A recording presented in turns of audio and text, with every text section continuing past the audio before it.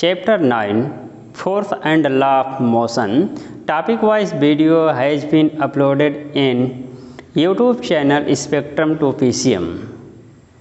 In this video we are going to explain full topics explanation of chapter 9.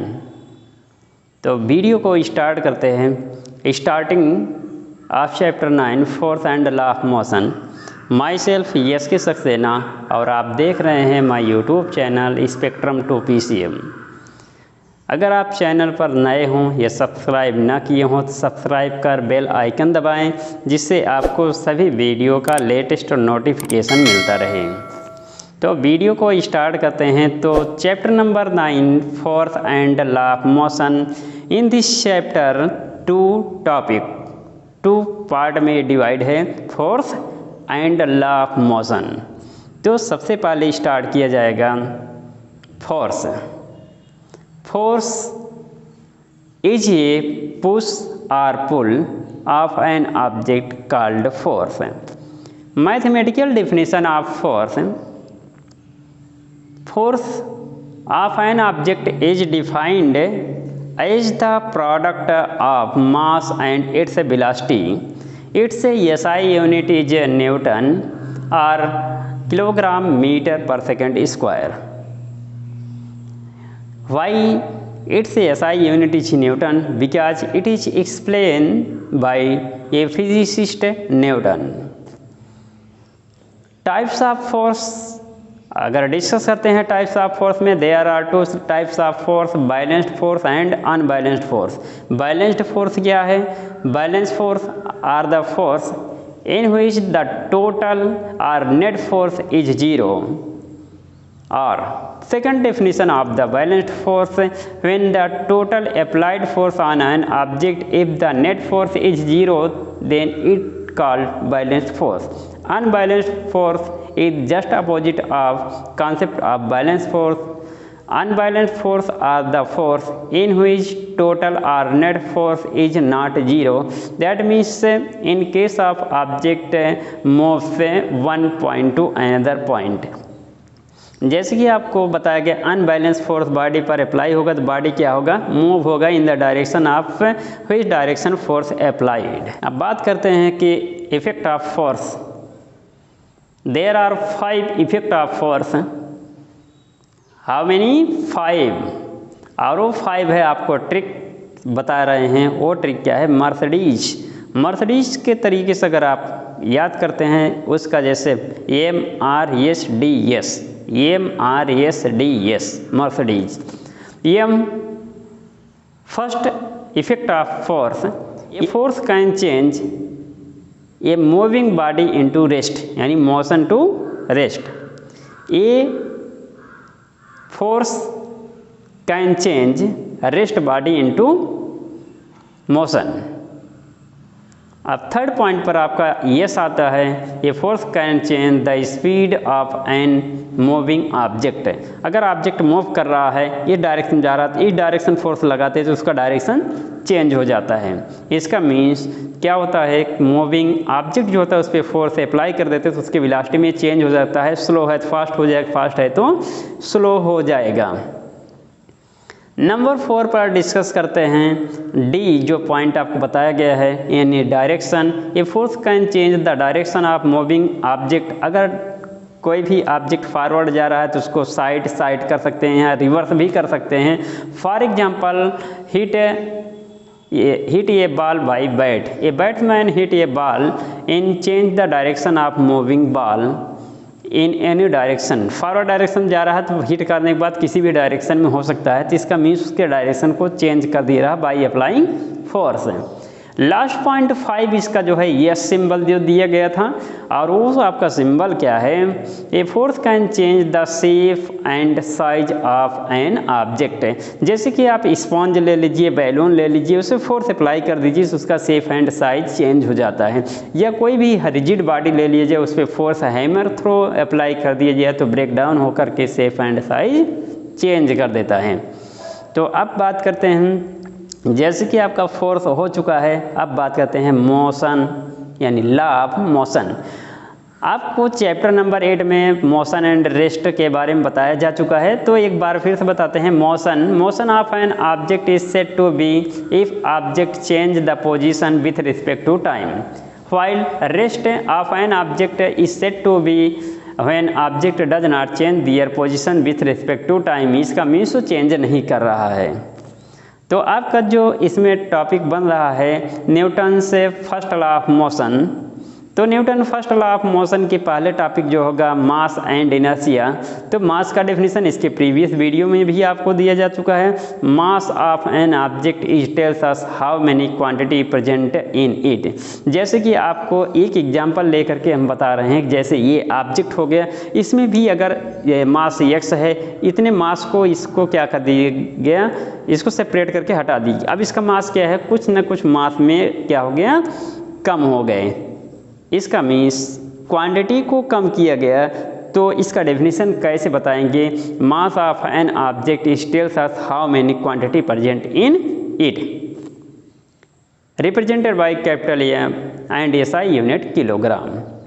Wait of an object is tells us exerted force by earth on object, यानी earth जो है उस object पर कितना force apply करता है उसका wait होगा, और रिप्रेजेंट होगा W से W, और इसका SI यूनिट न्यूटन भी होगा, सेकंड भी यूनिट इसको किलोग्राम वेट भी कह सकते हैं, और इसको रिप्रेजेंट करेंगे W is equal to M into G हो जाएगा। इनर्शिया इज द टेंडेंसी और property of an object opposite to the state of matter, rest और मोशन। यानी ऑब्जेक्ट रेस्ट में है तो मोशन में लाएगा, मोशन में है तो रेस्ट में लाएगा।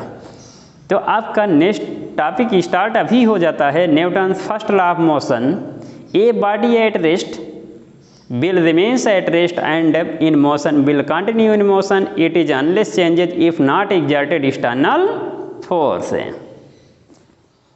For example, a passenger sitting inside the bus and bus starts suddenly.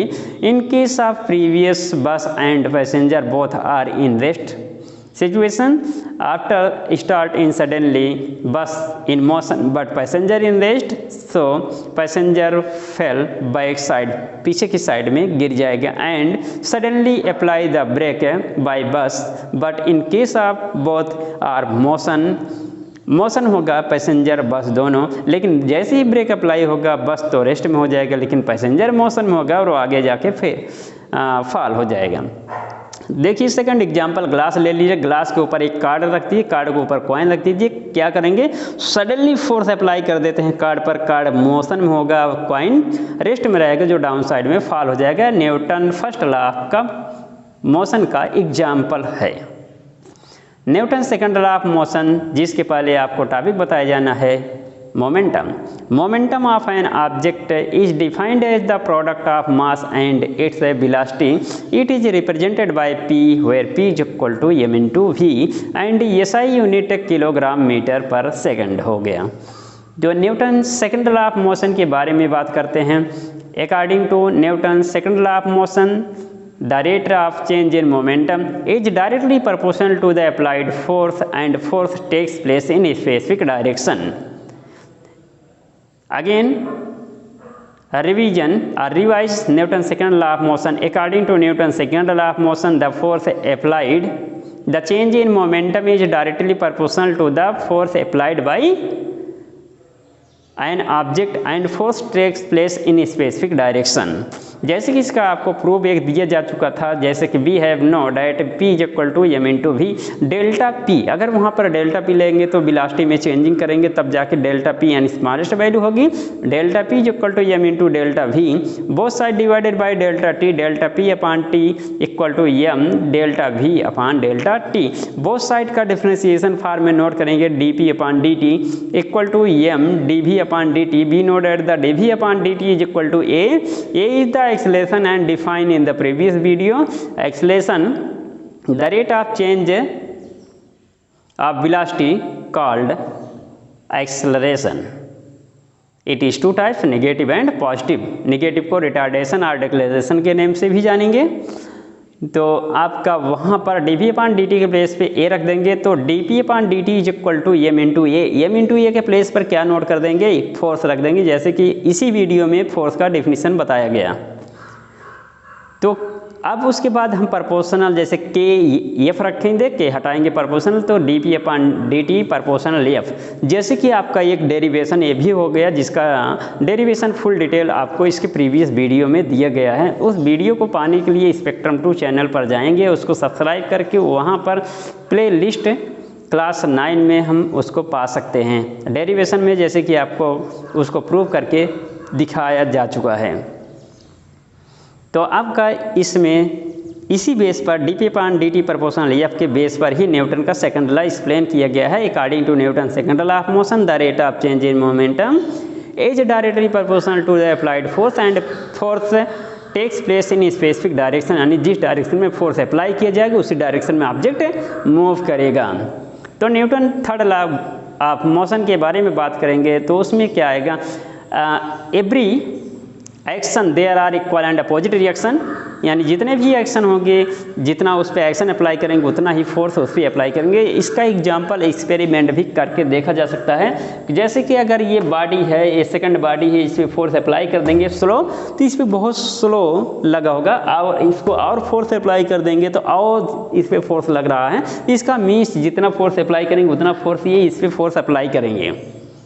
अब इसका मीन्स ये नहीं है कि हम इस पे जंप कर ले अर्थ पर, अर्थ भी अपने ही अमाउंट का फोर्स लगाएगा। ऐसा नहीं है कि हम अपना पूरा फोर्स लगा दें। अब अर्थ अगर अपना पूरा फोर्स लगाएगा तो क्या होगा, हम सब पूरे यानी अर्थ से पता न कहाँ चले जाएंगे, उसका फोर्स बहुत हाई है।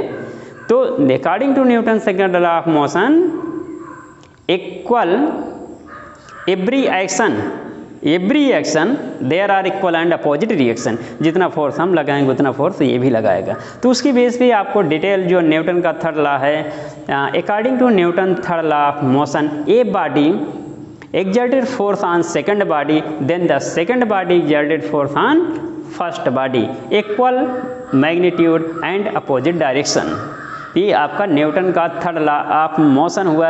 और इसी के साथ आपका कंजर्वेशन ऑफ मोमेंटम का जो टॉपिक है इसी में है, और सबसे लास्ट टॉपिक है इस चैप्टर का। तो कंजर्वेशन ऑफ मोमेंटम में उसका डेफिनेशन यानी उसका कॉन्सेप्ट क्या है उसको देखिए। Conservation of momentum, two or more body act upon one another, two or more body act upon one another, then their total momentum remains constant, जिसका वेरिफिकेशन और डेराइव जो है इसके प्रीवियस वीडियो में ही दिया जा चुका है, वहाँ जा कर के आप डिटेल में इसको समझ सकते हैं। When two or more body act upon one another, then their total momentum remains constant. That means momentum cannot be created nor be destroyed but changes one form to another form। जैसे कि आपको अगर accident case में truck and car का ले लें, तो car and truck दोनों का मास क्या है, चेंज है, उसकी स्पीड वेलोसिटी दोनों की चेंज है। जब वो एक्सीडेंट में होगा तो किस पे ज़्यादा फोर्स अप्लाई होगा, किस पे कम होगा, लेकिन उसके बाद भी momentum before collision equal to momentum after collision formula prove होगा, जिससे ये क्लियर होता है कि मोमेंटम कंजर्व रहेगा before collision and after collision. जैसे कि इस वीडियो में आपको पूरे टॉपिक का एक्सप्लेनेशन दिया जा चुका है। अगर आपको इस टॉपिक्स में कोई भी टॉपिक समझ में ना आए तो कमेंट बॉक्स में नोट करके आप भेजिए, उसका आंसर वहाँ से आपको मिल जाएगा। और अगर आप चैनल को सब्सक्राइब न किए हो तो अभी भी सब्सक्राइब करके बेल आइकन दबा दीजिए, जिससे कि आपको सभी वीडियो का लेटेस्ट नोटिफिकेशन मिलता रहेगा। आपको नेक्स्ट वीडियो में फिर से मिलेंगे। अभी ये जानिए कि आपका जो न्यूमेरिकल पार्ट है लाइव क्लास के थ्रू भी स्टार्ट हो सकता है। लाइव क्लास का जो नोटिफिकेशन होगा चैनल सब्सक्राइब करने पर तो ऑटोमेटिक ही जाएगा, और जो है लाइव क्लास में डायरेक्ट फेस टू फेस बात भी हो सकती है। तो आपको नेक्स्ट वीडियो में फिर से मिलेंगे। Okay, thank you.